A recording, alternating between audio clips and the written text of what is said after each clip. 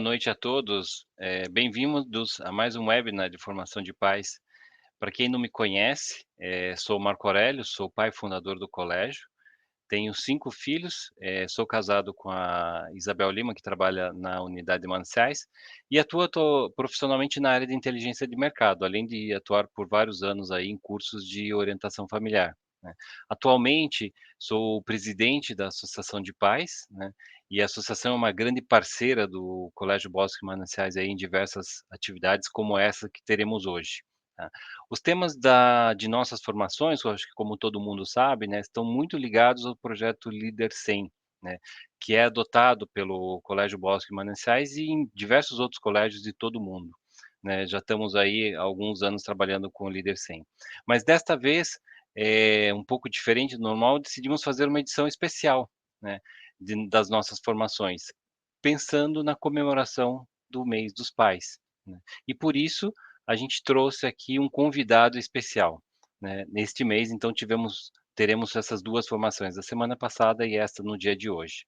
Mas antes de apresentá-los, quero só pedir que todo mundo não esqueça que no final da nossa palestra, né, realize a avaliação e registre a sua presença, para que a gente possa acompanhar quem participou de todos os eventos, principalmente os nossos webinars, né. E vocês vão estar recebendo o link que vai estar disponível aí no nosso vídeo, no final do evento. Bom, temos o prazer de ter conosco aqui para falar sobre o tema Pai, um amor que transforma. O que é amar verdadeiramente os nossos filhos?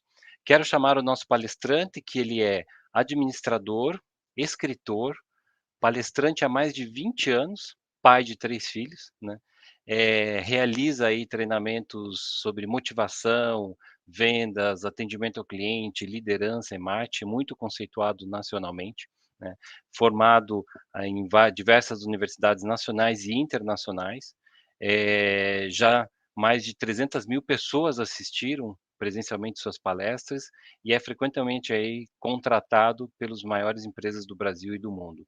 Boa noite, Daniel Godry Júnior. Tudo bem? Tudo bem, boa noite, Marco. Boa noite aos pais, aos convidados, Thaís também. Muito bom estar com vocês aqui. Bom, Daniel, agradeço a sua disponibilidade nesse momento, a troca de experiências que você vai fazer com a gente aí. Te deixo à vontade, né, para você explanar sobre o assunto que a gente tem conversado aí, que é muito importante, ainda mais que esse final de semana é Dia dos Pais. Fique à vontade e depois, mais no final, você me chama para que a gente possa fazer as perguntas, porque o pessoal vai estar perguntando aí online e fazendo alguns questionamentos. Aí eu te passo as perguntas aí que vierem pelo chat, tá? Boa sorte. Perfeito, Marco. Tá, Joia, obrigado. Muito bom estar com vocês do Colégio Bosque Mananciais. Bom, obrigado também pela presença, você que está em casa aí, está me acompanhando. Então, como ele falou, eu sou casado, né? Meu nome é Daniel Godry Júnior.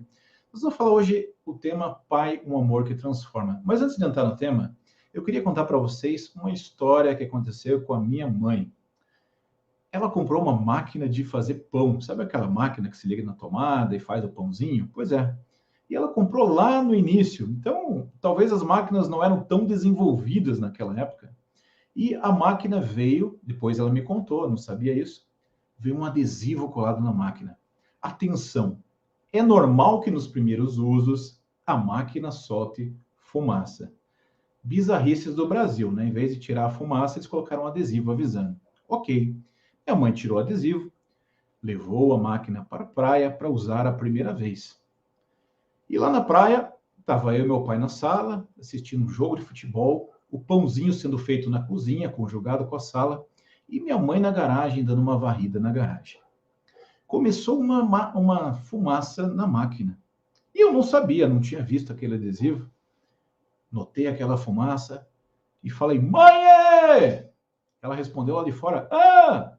Eu falei, mãe, a máquina está soltando fumaça. Ela tinha visto o adesivo, respondeu, é normal, fica tranquilo, é normal. Eu falei, meu pai, é normal, fica tranquilo. Passaram-se mais 30 segundos, aumentou a fumaça. Mãe, o quê? A fumaça aumentou. É normal, filho. Na terceira vez, eu nem sabia onde estava minha mãe mais. Pegou fogo na cozinha, pegou fogo na cortina, derreteu tudo. Eu sempre falo que parecia um cenário do apocalipse lá, fogo, enxofre, tudo isso. E descobrimos uma coisa muito importante.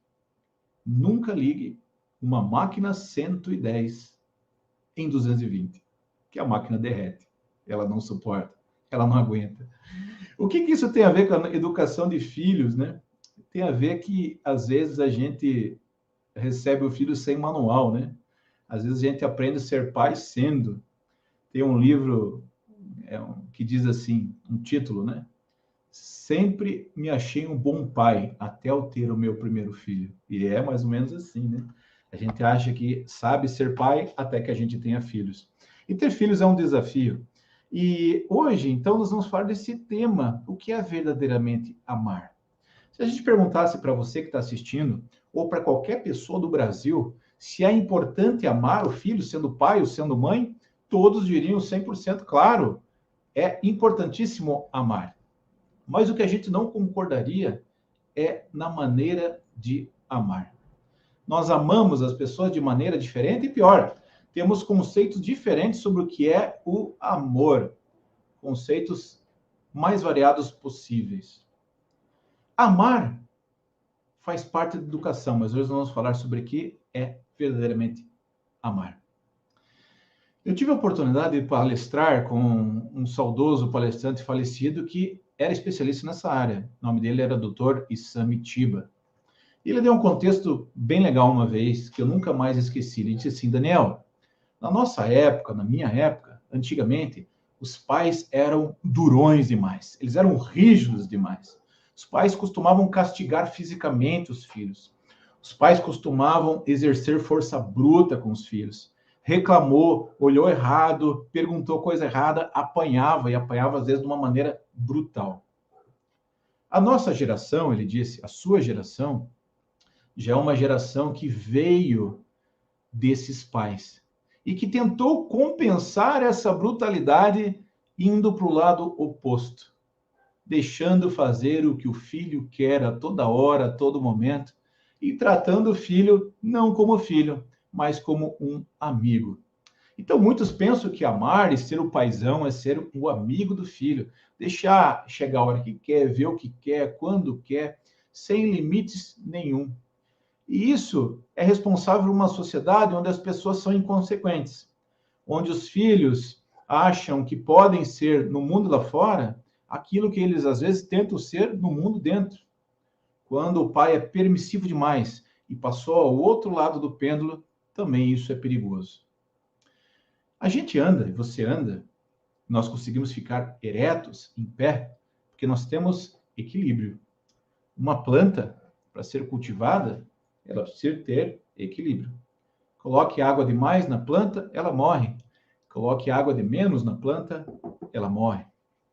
O equilíbrio é uma virtude que o pai precisa cultivar, porque a virtude está sempre no meio termo entre ser um pai grosseiro, duro demais, um pai que espanca o filho, ou um pai permissivo demais.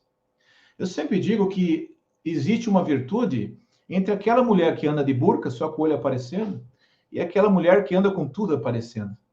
Ali no meio desses dois extremos existe a virtude. Existe uma virtude entre o pai carrasco e o pai permissivo, e normalmente está em algum ponto do meio desses extremos. Ser um bom pai é ser um pai equilibrado. Cultivar pessoas que fazem o bem para a nação, para a sociedade, para uma empresa, é cultivar e criar pessoas equilibradas. Eu tenho um amigo meu, ele é padre Joãozinho, ele deu um exemplo bastante interessante para você não esquecer mais. Quando nós pegamos, nós católicos, principalmente, usamos vela, né? Mas serve para qualquer pessoa esse exemplo. Quando nós pegamos uma vela, ela mantém o fogo aceso por causa da quantidade correta de parafina. Se há parafina demais, o fogo é sufocado, o fogo apaga. Se há parafina de menos, o fogo não se sustenta. Assim, se você quer fazer o seu filho brilhar, você não pode ser um pai super protetor, um pai que sufoque o seu filho e que não permita ele ter as suas próprias frustrações, as suas próprias decepções, e aprender com os seus próprios erros. Mas também você não pode ser um pai que pense que o seu filho é um... E tem muito pai que pensa isso, que o seu filho é um mini adulto, e a gente esquece que o filho é uma criança e que ele tem direito a ser criança, ele tem direito a brincar como criança.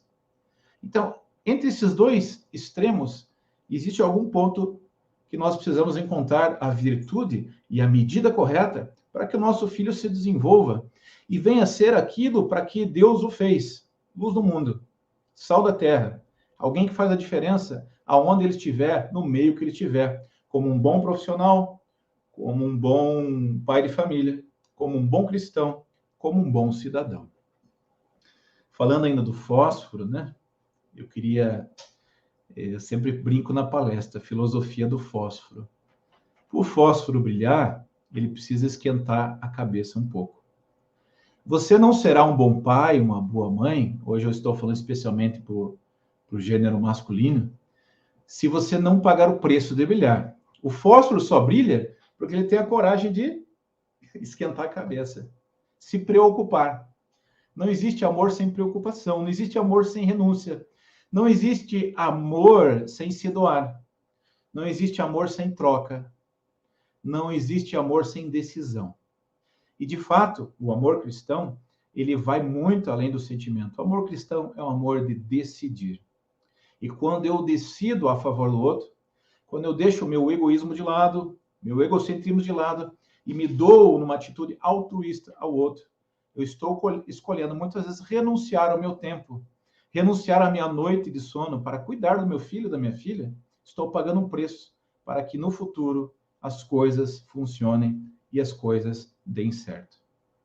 Portanto, ser um bom pai não é um fenômeno isolado, não é um fato. Ser um bom pai, ser uma boa mãe, está mais por um processo. E um processo a gente precisa repetir todo dia. Ser um bom pai não é uma corrida de 100 metros rasos. Ser um bom pai é uma maratona. O maratonista corre diferente de uma pessoa que corre a corrida de 100 metros rasos. O maratonista é alguém que mantém a constância. O maratonista é alguém que faz o que tem que ser feito todos os dias. E todo momento e toda corrida ele redobra o seu gás para fazer o que tem que ser feito. Não apenas no começo, na idade quando o filho é novo, mas por toda a sua vida. Se você é um bom pai e quer ser um bom pai, lembre-se, você precisa ser um bom maratonista. E falando em maratona, é interessante. Se deve ver que eu sou gordinho, né? Eu sempre fui gordinho, nasci gordinho. Eu sempre digo que os meus ossos devem ser gordinhos. Eu sempre fui gordinho. E o trauma de gordinho é corrida, sabe? Eu sempre tive trauma de correr, porque, embora eu goste de esportes, eu já joguei futebol quase profissionalmente, eu já joguei basquete, eu joguei vôlei, eu joguei handebol, fiz taekwondo, faixa preta, faixa marrom de jiu-jitsu. Eu gosto de esportes, mas na corrida eu sempre ficava para trás. Aquele gordinho que ficava para trás, as pessoas passavam e falavam: ô gordinho, vamos lá, cara, vamos lá. Eu era esse gordinho. Quando eu cresci, eu sempre digo que isso causou uma marca na minha história, na minha identidade. Quando eu cresci, eu vou curar esse trauma aí. Me matriculei na meia maratona. Pois bem, estava empolgadaço para terminar a corrida. Claro, não em primeiro, nem em segundo, nem em terceiro, mas eu acreditava que se eu faço bicicleta, que eu ando de bicicleta, se eu faço luta, eu ia ter gás para terminar a corrida. Tracei a estratégia, pensei, eu vou sair, vou correr que nem um maluco, o começo da corrida, depois eu só mantenho a distância do pelotão. Estava lá meu pai, minha mãe, dando incentivo, eu estava motivado, eu acreditava que eu poderia terminar a corrida. Deram largada, eu saí que nem louco. E estavam lá jornais bem tradicionais de Curitiba, né, cobrindo aquele evento, já faz alguns anos, lá, Gazeta do Povo. Pensei, que maravilha, flash e tal. Pensei, vai dar um bom slide motivacional. E eu dei tudo de mim, fui que nem um maluco. Escutei minha mãe gritando: vai lá, filho! E eu correndo. E foi uma loucura. Até os 169 metros. Quando chegou a 169 metros, eu estava lá, cansado, sem gás, sem fôlego, acabei abandonando a corrida. Deus não te fez para abandonar a corrida. Deus quer que você tenha gasto todos os dias. E para ser um bom pai, nós precisamos nos preparar para isso. para entrar na corrida da vida, nós precisamos nos preparar constantemente. E por isso, o Colégio Bosque Mananciais é importante, porque ele prepara as virtudes. São as virtudes que nos fazem a gente parar, são as virtudes que nos fazem continuar. Então, eu queria que você entendesse que hoje a gente não vai falar de um milagre, ou só de uma coisa que você possa, num passe de mágica, aplicar e as coisas funcionarem. A vida é muito mais um processo do que uma corrida de 100 metros rasos. Bom, nós precisamos entender que o pai precisa ser pai. O pai precisa ser pai. E a mãe precisa ser mãe. Claro, às vezes você, infelizmente, passou por um divórcio, você é pai solteiro, mãe solteira, ou você é vovô, ou você é titio. Mas, de alguma maneira, nós precisamos exercer esse papel de pai e de educador. O pai, gênero masculino, é aquele que é visto como a figura de autoridade pelos filhos. O pai, ele é visto como o limite pelos filhos. O pai é visto como a pessoa que fala da lei para os filhos. E a mãe, normalmente, é vista como a figura de amor para os filhos. A pessoa mais sensível, a pessoa mais amorosa, o amor sem medidas e sem limites. Normalmente, esses papéis, eles, claro, se intercalam. Em cada momento e cada hora, existe um papel ideal que um ou outro vai seguir. Mas o pai, especialmente o pai, a psicologia diz, é a figura de referência, de lei, de limites e tudo isso. Acontece que hoje, como o papai precisa trabalhar muito, agora falando do pai homem, e também a mãe trabalha muito, mas normalmente nós nos sentimos culpados, porque a gente tem pouco tempo para passar com os nossos filhos. E aí já começa o problema. Como eu me sinto culpado ou como eu me sinto culpada, eu tento compensar esta minha culpa através de presentes para os filhos, ou não tentando cobrar os filhos. Como eu me culpo e como eu penso que eu não estou sendo um bom pai, eu não tenho o direito de exigir do meu filho. Nós precisamos entender que não existem pais perfeitos, né? Você nunca será o pai perfeito. Você nunca será a mãe perfeita. Mas com a graça de Deus, mesmo não sendo perfeitos. Para eu ter um bom relacionamento com meu filho, não preciso necessariamente ser perfeito. Eu preciso fazer o melhor possível. E é interessante que excelência não é perfeição. Excelência é fazer o melhor possível a cada dia, a cada momento. Eu posso dizer que eu tenho um excelente pai, Daniel Godry, meu pai palestrante. Ele não foi um pai perfeito. Nós tivemos bastante brigas. Aliás, nós brigávamos bastante, eu e meu pai, a gente discutia bastante. Embora a gente se ame muito, a gente brigava muito. E eu lembro que meu pai veio da extrema pobreza e ele teve muitos desafios para chegar onde a gente está hoje. Meu pai trabalhava em 2 empregos, ele estudava à noite. Ele chegava, e eu tenho 2 irmãs pequenas, minha mãe limpava a casa, trabalhava sozinha. Meu pai vinha do centro, eu morava ali perto da Coca-Cola, ali no Conjunto Mercúrio, e ele vinha do centro só para almoçar comigo, me colocava 10, 15 minutos no colo dele lá, comia correndo comigo no colo. Então eu não tive muita presença de pai. A gente brigava muito quando a gente se via. Mas uma coisa que eu nunca esqueço do meu pai, e isso fez dele um excelente pai. Muitas vezes, quando a gente brigava, muitas vezes que a gente discutia, eu não lembro mais se você me perguntar, mas por que você brigava com seu pai? Eu digo, não lembro mais. Tinha 13, 14, 15 anos.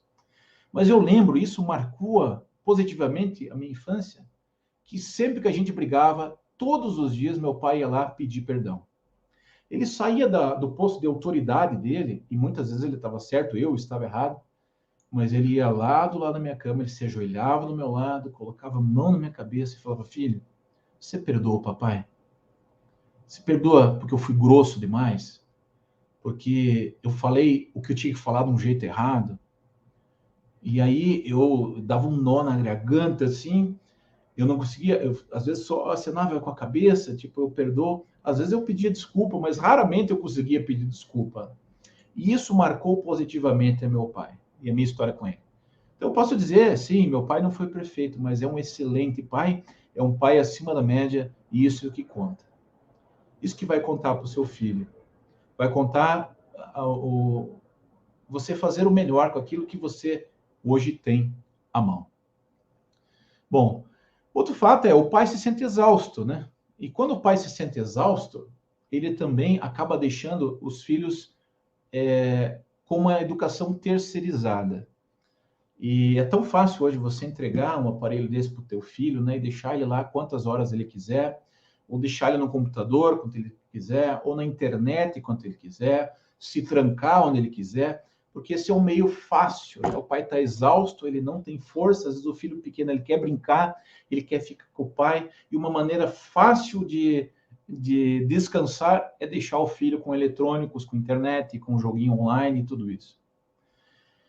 Eu sou uma pessoa que cresci com videogames, eu cresci com Atari, eu gosto de jogos eletrônicos, mas também sou uma pessoa que sabe que isso precisa ter um limite, que eu preciso ter horas disponíveis para isso. E que eu não posso terceirizar a educação do meu filho para um youtuber, e isso é muito perigoso. Que eu tenho que cuidar e acompanhar aquilo que meu filho está fazendo. E que momentos agora que eu perco como pai, e que me custam muito, porque eu estou cansado, exausto, culpado, pressionado no trabalho, não voltam mais. E esse é um bom motivo para a gente se doar um pouquinho mais. Amor tem que doer. Se não dói, não é amor. Amor tem que doer. Tem que doer um pouco. Se não custa, não é amor. Pode ser qualquer coisa, mas não é amor. Eu nunca esqueço de uma menina de 11 anos, que era uma menina muito equilibrada, ela é muito amiga minha, ela já é casada, tem filhos, ela toca e tocava na igreja. Ela participou de uma comunidade que eu participei, que era a Mariana. Mariana tinha um pai alcoólatra, e quantas vezes eu vi a Mariana reclamar comigo, se desabafar, porque ela era uma criança, 12, 13 anos, dizendo assim, nossa, como eu gostaria que meu pai se importasse comigo com a hora que eu chego em casa.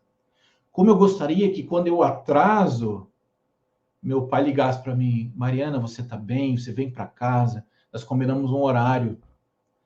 E claro, aquela menina era ótima, uma menina sensacional, assim, tanto é que é uma mulher hoje madura, responsável, era uma boa criança, mas eu lembro assim daquela ânsia, daquela criança pedindo assim, puxa, como eu gostaria que meu pai me colocasse alguns limites, como eu gostaria que meu pai cobrasse alguns limites, porque quando o pai cobra alguns limites, é uma maneira de dizer eu me importo, eu me importo.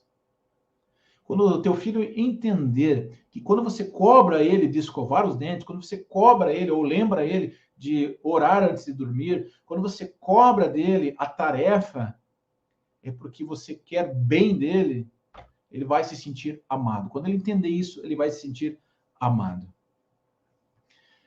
Eu acho que uma frase que resume muito essa live de hoje, que eu gosto muito, é a frase de um padre chamado Henri Caffarel. O Henri Caffarel é fundador das equipes de Nossa Senhora, mas eu gosto muito porque essa frase tem tudo a ver com a educação de filhos. Ele diz assim: o teu amor sem exigência me diminui. Olha que profundo. O teu amor, está falando do amor do pai, da mãe, sem exigência me diminui. O amor precisa desafiar o outro. O amor precisa fazer o outro grande. O amor espera muito, porque eu amo, eu espero, porque Deus Pai nos amou, Ele disse, olha, vocês precisam brilhar, a luz não pode se esconder, o sal não pode perder o sabor, vocês têm que estar no mundo, vocês foram feitos para grandes coisas, vocês farão obras maiores que eu faço, porque o Pai ama, Ele aposta. Porque o Pai ama, o amor deve engrandecer. Amor sem exigência diminui um ser humano, faz ele pequeno. Faz ele... me fugiu a palavra, mas o amor que não exige diminui o ser humano. A frase continua assim: a tua exigência sem amor me revolta. E aí entra de novo na temperança, no equilíbrio, né? Ok, eu preciso amar com exigência, mas eu não posso exigir sem amar. Porque quando uma pessoa exige sem amar e se torna crítica demais, ela causa muitas marcas e feridas no seu filho. Uma pessoa carrasca, uma pessoa dura demais, mas que não ama, ela é alguém que não vai desenvolver autoridade perante o seu filho, vai desenvolver medo perante o seu filho. E o seu filho pode até te seguir por medo. Ele pode externamente, eu sou motivador, eu conheço as teorias motivacionais. Behaviorismo é isso. É como você condicionar a pessoa. Ela não quer aquilo, é tipo o cachorrinho que leva choque, ou o cachorrinho que ganha uma recompensa. Tem pai que acha que o filho é um cachorrinho. Fez errado, leva choque. Fez certo, ganha lanche. Teu filho é muito mais que um cachorrinho, né? Desculpe se você chama um cachorro de filho, mas teu filho é muito mais que um cachorrinho. Então, a exigência sem amor revolta, causa ferida, causa traumas, causa ressentimento, causa aversão à autoridade. Eu preciso amar para exigir. E aí ele continua, ele termina a frase. Mas o teu amor exigente me engrandece. Para o meu filho deixar, meu filho que é uma semente virar uma grande árvore, eu preciso ter um amor exigente. Um amor exigente. Na medida certa, mas exigente. Os pais erram na definição de amar. E isso nós começamos hoje a nossa apresentação. Temos uma definição errada do que é amor. Amor não é dar o que o outro quer. Amar é dar o que o outro precisa. E essa é uma definição de amor bastante equilibrada e que faz cidadãos, alunos, alunas saudáveis. Amor não é dar o que o outro quer, amor é dar o que o outro precisa. Meu pai está com diabetes, o médico disse para ele, não coma doce. Se ele me implorar doce, eu der doce para ele, eu estou matando meu pai. Eu não estou amando meu pai. Meu filho está com sobrepeso e eu tenho dó dele. E com isso, continuo socando comida nele. Isso não é amor, porque não é o que ele quer, mas é o que ele precisa. Amar não é dar o que o outro quer, mas dar o que o outro precisa. Uma vez eu tive programa 15 anos na TV Canção Nova, né? Lá eu tenho livros escritos, eu tenho 13 livros escritos. E eu participei de um projeto chamado Coração Solidário. A Canção Nova tem uma fundação em São Paulo, tem uma TV, e lá tinha um projeto do Pró Queimados. E eu conheci um pai que, infelizmente, o filhinho dele pequenininho, ele puxou a chaleira, estava na ponta do fogão, e caiu água fervendo no rosto dele, e queimaduras fortíssimas, assim, né? Deformou o pescoço, deformou o rosto. E o pai me disse assim, Daniel, o que mais me doeu é que o médico falou assim, nós precisamos lixar o rosto dele. Nós vamos precisar passar uma escova de aço no rosto dele. Porque se a gente não passar essa escova de aço no rosto dele, ele vai ficar com essas marcas o resto da vida. Claro, tem anestesia. Claro, não é feito sem anestesia, mas mesmo assim, imagine o pai que, por amor, teve que permitir o filho passar por aquela dor momentânea, porque queria o bem-estar futuro e contínuo do seu filho. É o pai que vai dar injeção no filho. É o pai que vai dar uma vacina no filho. É o pai que vai fazer um tratamento no filho. É a mamãe águia que vai tirar ali do ninho para o filho voar, vai deixar o ninho desconfortável. A natureza ensina isso. Se a mamãe águia não deixa o ninho desconfortável, o filho não voa nunca. Então a mamãe águia precisa tirar ele da zona de conforto ali, vai tirando os galinhos começam a espetar ali o filhote para que o filhote voe, porque Deus fez a gente para voar. E se o filhote não voa, a águia pega ele pelo cangotinho ali, vai no precipício ali e solta. Claro, tem alguns que voam e saem voando ali, mas tem alguns que não voam. E a mamãe águia, os que não voam, ela dá aquele voo rasante, salva o filho Quer dizer, você precisa acompanhar também, né? Não é só colocar o filho na exigência, eu tenho que estar amando ele, tem que estar junto, né? Eu tenho que estar acompanhando ele. Então, a mamãe águia traz de novo, dá um tempinho, aí ele vai de novo até aprender a voar, sempre com assistência ali do educador, do pai da presença. São João Paulo II, Papa, querido, saudoso João Paulo II, ele diz assim: o próprio Jesus é um amigo exigente. Amigo porque exigente. E exigente porque amigo. Olha que legal. O próprio Jesus é um amigo exigente. Amigo porque exige. E exigente porque é amigo. É só quando eu sou amigo que eu quero que a pessoa cresça. É só quando eu me importo com alguém que eu me importo com o que a pessoa faz. O amor que não se importa não é amor, é indiferença. É justamente o contrário do amor. O amor se importa com o outro. O amor quer o bem do outro. Madre Teresa de Calcutá, eu não sei se é, dizem que é dela, mas você sabe que internet é uma coisa de louco, né? Mas, mesmo não sendo de Madre Teresa de Calcutá, talvez não seja, o texto é muito incrível. A inteligência sem amor te faz perverso. A justiça sem amor te faz implacável. A macia sem amor te faz hipócrita.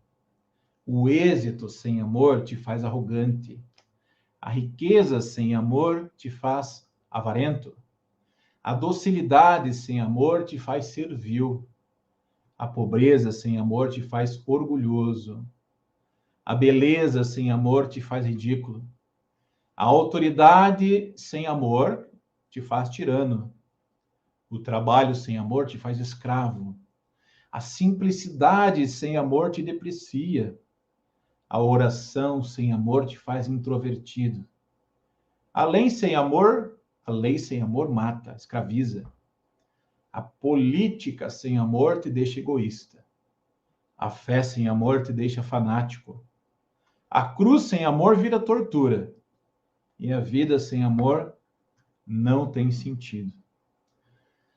Santo Agostinho, ele dizia: ame e faz o que queres. Quando nós amamos, ama e faz o que queres. Se proceder a uma correção do amor, ela é bem-vinda. Tudo que procede do amor é bem-vindo. E o amor precisa ser expressado. Então, nós estamos falando aqui de limites. No jogo da vida, existem limites. Temos direitos porque temos deveres. Nenhum direito é absoluto. Nenhum direito é absoluto. Eu tenho direito de escutar música, mas desde que não atrapalhe meu vizinho. Eu tenho direito sobre meu corpo, mas não é um direito absoluto. Eu tenho direito sobre as coisas. Você precisa ensinar que esse direito nunca é absoluto. Nunca é absoluto. Senão a gente vira um tirano. Bem, quais são os limites que eu acho que a gente deveria, como pais educadores, quais são os parâmetros? Nós temos uma bússola, né? Quando nós estamos no meio do mato, num mundo difícil, caótico, estamos sem direção, sem direcionamento, nós temos uma bússola. Qual é a bússola que eu acho que um pai deveria ensinar para o seu filho? Primeira coisa, nem tudo que é bom faz bem. Nem tudo que é bom faz bem. É bom comer demais? Nossa, é uma delícia, mas não faz bem. É bom jogar? Mas nem sempre faz bem. Se for em excesso, se a pessoa tiver tendência ao vício, pode fazer mal. Nem tudo que é bom faz bem. Ensine isso ao seu filho. Ele tem que aprender a ter a diferença do bom e o que faz bem. E também nem tudo que dói faz mal. Nós falamos agora da vacina, nós falamos um pouquinho da renúncia, do exercício que custa, que dói, mas que faz bem para o meu corpo. Então, nem tudo que é bom faz bem. Eu acho que aí daria uma meditação inteira, uma palestra inteira sobre isso. Nem tudo que é bom faz bem. Ensine o seu filho sobre isso. Também ensine o seu filho que o prazer foi criado por Deus. Ensine para o teu filho. Filho, Deus deu a capacidade de prazer ao homem. Foi Deus que nos deu a capacidade. Prazer de cheirar, de tocar, de beijar, de sorrir, de abraçar, de viver, de admirar. Agora, o inimigo de Deus gerou destempero no prazer.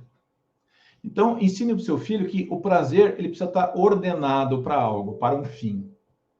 Todo prazer ele é meio para um fim. Tenho o prazer de comer para me alimentar.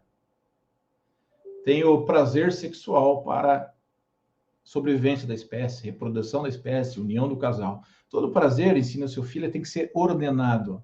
É um limite muito legal, é um parâmetro muito bacana. O prazer está dentro da felicidade. Ensine o seu filho, filho, se você for feliz, tua vida vai ter alguns prazeres. Joga bola com os amigos, pescar, fazer uma cabana, fazer um teatro. Mas ensine para ele que o oposto não é verdadeiro. Filho, a felicidade não está dentro de um prazer. O prazer está dentro da felicidade. Porque se fosse assim, todo usuário de droga seria a pessoa mais feliz do mundo. Se fosse assim, toda pessoa que vive prazeres sem medida seriam as pessoas mais felizes do mundo. E não são, ao contrário. São as pessoas vazias, são as pessoas sem propósito, são as pessoas que se perdem em clínicas de recuperação, tiram às vezes sua própria vida, porque não tem algo pelo qual lutar, dizia Dom Rafael Cifuentes. As pessoas têm que ter algo pelo qual lutar. Ensine o seu filho que um fim bom não justifica um meio ruim. Claro, com pequenas exceções, pequeníssimas exceções. Esse é um parâmetro legal. Filho, eu não posso roubar de um rico para dar ao pobre. Dar ao pobre é bom, dividir com o pobre é bom, mas o meio é ruim. Então eu não posso roubar no rico para dar para o pobre. Filho, Robin Hood não é legal. Filho, um fim bom precisa de um meio bom. Ah, o fim bom é ajudar aquela pessoa. Não, mas como que eu vou ajudar ela? Causando mal? Não, então não é por aí. A gente precisa ensinar aos nossos filhos esse parâmetro também. Nós precisamos ensinar ao nosso filho em a diferença entre dor e prazer. Entender o nosso filho que renunciar não é perder e nem se reprimir. Eu sou da época antiga que tinha uma banda que tinha uma musiquinha assim, não se reprima, não se reprima. Eu não sei se era, sei lá, um grupo desses, Polegar, Menudo, sei lá que grupo que era. Mas que dizia assim, olha, quem se reprime é infeliz. Eu diria, quem não se reprime é um animal. Não se distingue de um cachorro, de um gato, de qualquer outra coisa. Quem não escolhe as suas paixões. Quem vive de sentimentos se torna um bicho, mas quem vive pela inteligência, pela vontade, se torna humano, anda de pé. Ensine o seu filho que sempre com uma renúncia se tem um ganho. O Evangelho diz: aquele que encontra pérola preciosa é capaz de vender tudo que tem para comprar o campo com a pérola escondida, que é o reino de Deus, que é a pessoa de Jesus, que é uma vivência de Deus, que é o encontro com Deus. Eu gosto muito dessa parábola, porque ela diz assim que é uma troca. Ensina o seu filho, filho, é uma troca. Você não pode ter tudo ao mesmo tempo. Se você quiser ser um bom casado, filho, você tem que deixar, renunciar à vida de solteiro. Se você quiser ser um bom solteiro, filho, ainda você não pode ter uma vida de casado. Se você quiser ser um bom jogador de futebol, filho, precisa renunciar um pouquinho do tempo. Filho, se você quiser, assim por diante, ensine para ele que a renúncia sempre traz algo de bom para ele. Ensine que a renúncia em si mesma ela não é ruim. E isso vai ser muito legal. Bom, eu quero falar aqui também, o Henry Caffarel, ele desenvolveu uma metodologia que é usada para casais, mas você pode usar com o seu filho também, e também entre casais, que é muito legal, que chama-se o dever de sentar-se. O dever de sentar-se é mais que um direito. É um direito? Sim, mas é um dever. E para eu explicar o dever de sentar-se para você com o seu filho, eu queria cantar e trazer uma musiquinha tradicional da Igreja Católica, para você não esquecer mais. Eu desculpe o tom aí, né? Não sou cantor, mas musiquinha assim. Dá-me a palavra certa, na hora certa, do jeito certo. E para a pessoa certa, a palavra certa, na hora certa, do jeito certo e para a pessoa certa. O dever de sentar-se é isso. Quando você for corrigir o seu filho, primeiro, não faça em público. Segundo, não faça numa hora que você esteja com o nervo à flor da pele. Terceiro, não compare seu filho com o irmão, com a irmã, com o primo, com o tio, com tia, com qualquer outra pessoa, com o aluno de outra sala. Quarto, sempre elogie antes de corrigir.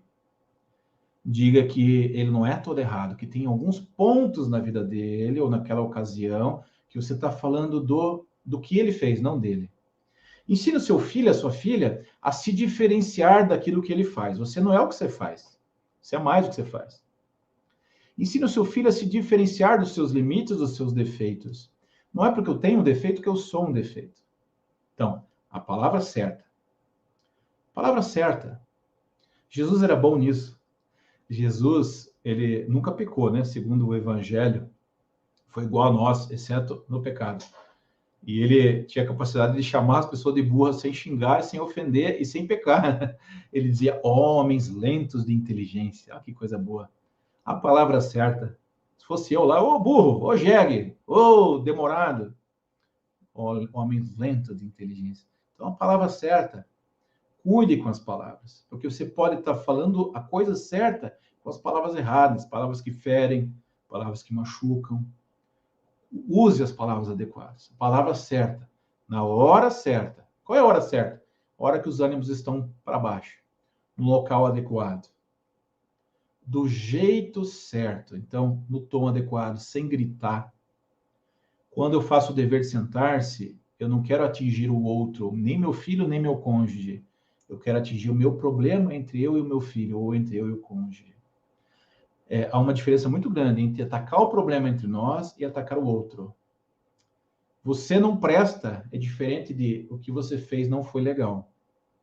Palavra certa, do jeito certo, para a pessoa certa. Dá-me a palavra certa, na hora certa, de um jeito certo e para a pessoa certa. Pessoa certa significa o seguinte, você não vai descontar na tua mulher, nem no teu filho, algo que o teu chefe merecia ouvir. Ou algo que aquele cara, o cliente grosso, grosseiro, a pessoa da rua, do trânsito, e que você precisa despejar em alguém. Talvez ele não seja a pessoa certa a receber isso. Vence, muitas vezes, quem consegue calar. Às vezes, quando a gente cala, a gente tem autocontrole e autodomínio, a gente evita muitas feridas futuras. Então, esse é o dever de sentar-se. Nunca atacar o outro, atacar um problema entre nós. Para isso, eu tenho que ter maturidade como pai e como cônjuge. Eu vou falar o que ele precisa melhorar e ele vai me dizer o que eu preciso melhorar. Se eu sou uma pessoa orgulhosa, eu não vou gostar disso, vai me machucar, porque eu vou me confundir com o meu defeito e pecado. A principal virtude para o cara fazer o dever de sentar-se é ter humildade, é querer se desprender dos próprios limites, é querer melhorar como ser humano. E eu tenho raiva dentro de mim, eu tenho cólera dentro de mim, mas isso não faz parte do projeto original do Daniel, da versão final que Deus quer e fez para que eu fosse. Por isso, eu não posso ficar bravo se alguém diz que eu tenho um defeito a melhorar. Se eu sou humilde, eu vou fazer um exame de consciência, vou entrar dentro de mim como filho pródigo e vou pensar, opa, preciso voltar. Na casa do meu pai, eu comia melhor que os meus servos.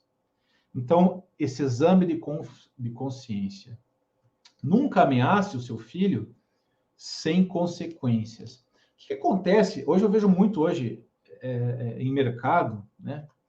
Uma criança inconsequente e os pais que são os verdadeiros bananas. Então, a criança está lá amassando todos os pães, a criança está se esperneando, a criança está pegando os sabonetes do mercado, jogando no chão, e a mãe fala, filho, para com isso. Ou o pai fala, filho, para com isso. E o menino não para. Eu já falei para parar, e o menino não para.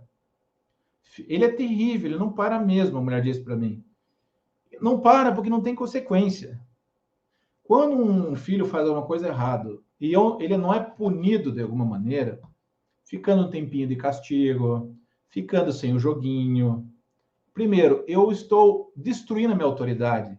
Segundo, eu estou criando uma criança inconsequente. Você sabe que uma pessoa corre com um carro a 200 por hora, bate o carro no poste e pede para o papai soltar da cadeia porque foi criado como um filho inconsequente. Tinha sempre o pai cobrindo as coisas erradas. Eu não quero dizer coisas que o filho faz sem querer. Ah, quebrou sem querer, bateu sem querer, tudo bem. Estou falando coisas que o filho faz para testar o seu limite, para ver até onde a tua autoridade vai. Você tem que, se você ameaçar o seu filho, você tem que exercer a consequência nele. Ele tem que ver que você está falando sério. Ele tem que ver que você tem palavra. Ele tem que ver que não é só da boca para fora. Você tem que cumprir aquilo que você está o ameaçando. Nunca fazer chantagem com o filho também, né? Nunca faça chantagem com o filho. E uma coisa muito importante, nunca diga para o teu filho, você me deixa triste, você me envergonha. Nunca jogue sentimento de culpa nas costas dele. Nunca faça chantagem emocional com o seu filho. Por quê? Porque isso vai deixar feridas graves nele e ele vai deixar de ser autêntico. Para não machucar o papai, que é o herói dele. O pai para o filho é o herói. Ele pode ser gordinho que nem eu, pode ter calvície, pode estar cansado, pode falar errado, pode estar sujo de graxa. O pai é o herói para o filho. Então, quando o pai diz assim, você me envergonha, você me deixa triste, o que a criança vai fazer? Ela vai deixar de se comunicar, de ser autêntica. Ela vai ter um afastamento emocional. Ela vai virar um adulto que não consegue expressar emoções, porque ela foi criada que mostrar coisas é ruim, ou que vai deixar o papai chateado. Você tem que direcionar a fala para a solução e nunca para a pessoa. Você tem que direcionar a correção para o problema e nunca para ele. O teu filho precisa entender que o teu amor é constante, que ele não varia. Custe o que custar e faça o que... Você tem que dizer para ele, filho, o que você faz não vai fazer o papai te amar mais, e o que te faz errado não vai fazer o papai te amar menos. O pai te ama independente das coisas boas que você faz, das coisas ruins que você faz. Porque um pai que demonstra amor porque o filho tem nota boa, ele tá condicionando o filho que só o resultado, só ser o melhor da classe, vai receber amor. Nós temos que ser um pouco justos também, porque às vezes o pai é tão crítico, o filho tem todas as notas boas, uma ruim, o pai detona o filho por causa da nota ruim. Então, de novo, a medida sempre é importante. Eu quero terminar com uma historinha, daí eu vou chamar o Marco de novo, nós vamos abrir para perguntas, para debater, tá? Mas a história é uma história real e que eu gosto muito, que faz a gente pensar. Um pai executivo vivia brigando com o filho chileno. Eles brigavam muito, discutiam muito. E quase às vezes acabava em agressão física, esse diálogo do pai com o filho. Chegou um dia que o filho repetiu o que ele tinha falado várias vezes. Eu vou embora, já que eu trago tanto transtorno para você, pai, eu vou embora de casa, eu nunca mais vou te incomodar, eu vou para longe de você. E o pai já estava com a cabeça quente também, falou, então vai, se você está pensando aí, vai de uma vez, pega as tuas coisas e some da minha vida, some da minha casa. E o pai foi para o quarto conversar com a mãe, e a mãe falou, você foi muito dura com ele. Ele falou, ele precisa de umas verdades mesmo, e nunca vai mesmo, então é só bravata, não vai acontecer nada. Mas no outro dia o filho não volta. O pai pensa, bom, foi para casa de um amigo. Eu vou tentar fingir que eu não estou preocupado. Segundo dia não aparece. Aí o pai começa a ligar para os amigos, não está na casa dos amigos. O pai fica nervoso, começa a liga para a polícia da queixa, liga para os hospitais, começa a procurar, pensar o pior, necrotérios e tudo isso, não encontra o filho. Aí o pai desesperado, claro, porque queria o filho de volta. Aí o pai lembrou do que o filho gostava de fazer com ele, né? E lembrou que eles iam numa feira, essas feiras de artesanato que a gente tem aqui no Largo da Ordem, em Curitiba, que o filho gostava muito de ir lá. Então o pai teve uma ideia. Ele pensou assim, vou colocar uma faixa de um lado até o outro e vou pedir para deixarem lá. E essa faixa vai marcar o local, o dia de encontro e a hora de encontro. E meu filho vai voltar e vai me encontrar lá. E aí, no dia marcado, na hora exata, naquele local, o pai foi lá esperar o filho. Como o pai da parábola do filho pródigo. Ele deu um sinal que o filho podia voltar. Que ele amava o filho, que estava disposto a perdoar o filho. O filho realmente volta. O Pablo, é o nome dele. Pablo volta. Ele abraça o pai pede perdão, ele pede perdão. O pai diz que ele é muito importante, que não é o erro dele, que ele ama ele, que eles vão tentar se entender, que ele vai tentar mudar. E aí, a história é muito bonita, mas ela é triste ao mesmo tempo, porque tinham mais 7, 8 Pablos ali. Tava o Pablo do pai e estavam mais 7, 8 Pablos ali, esperando um sinal do seu pai biológico, naquela cidade do Chile, para voltarem para casa. Minha mãe, eu tenho um curso de casais na internet online. Casais eu estudei mais que filhos, viu? Minha mãe sempre dizia assim: é um chavão, todo mundo sabe, mas é muito profundo. Às vezes nós temos que escolher se a gente quer ter razão ou se a gente quer ser feliz. Se a gente quer ter a última palavra ou se a gente quer dormir bem um com o outro. Às vezes a gente precisa disso. Então, eu vou abrir aqui, tá? Para vocês de novo. E tem pergunta.